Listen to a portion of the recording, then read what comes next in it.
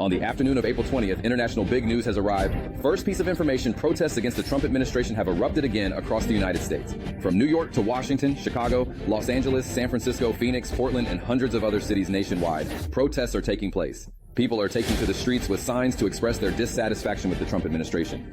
Second piece of information, Putin announced a temporary ceasefire for 30 hours during the Easter period. In response, Zelensky stated that if the Russian side is willing to declare a comprehensive and unconditional ceasefire, Ukraine will also hold reciprocal talks. He also proposed extending the ceasefire period to 30 days.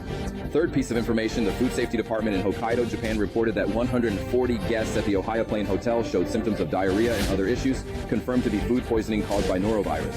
Fourth piece of information, in an effort to revive the U.S. coal industry, the Trump administration lifted restrictions on toxic chemical emissions for nearly 70 coal-fired power plants. According to a list released by the U.S. Environmental Protection Agency, the Trump administration granted exemptions from restrictions on toxic chemicals like mercury, arsenic, and benzene for 66 coal power plants operated by 47 companies for a period of 2 years.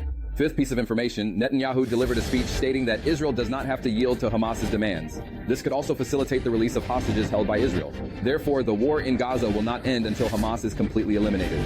Sixth piece of information, the Houthi forces in Yemen shot down a U.S. MQ-9 drone again over the Sana'a region. This is the second drone downed within 24 hours. Eighth piece of information, in the face of U.S. secondary sanctions on Russian oil, Brazil remains steadfast in importing diesel from Russia. In 2024, the country's diesel imports from Russia surpassed 7 million tons, setting a historical record. Ninth piece of information, a small plane crashed into the Platte River in Nebraska, USA, resulting in the death of all 3 people on board. 10th piece of information, Trump again visited Virginia to play golf. Accompanying him was Elon Musk. The text on Trump's hat translates to, "Everything Trump does is right, just take 2 seconds." Heroes live under the constraints of life. There's no way to thank those who understand.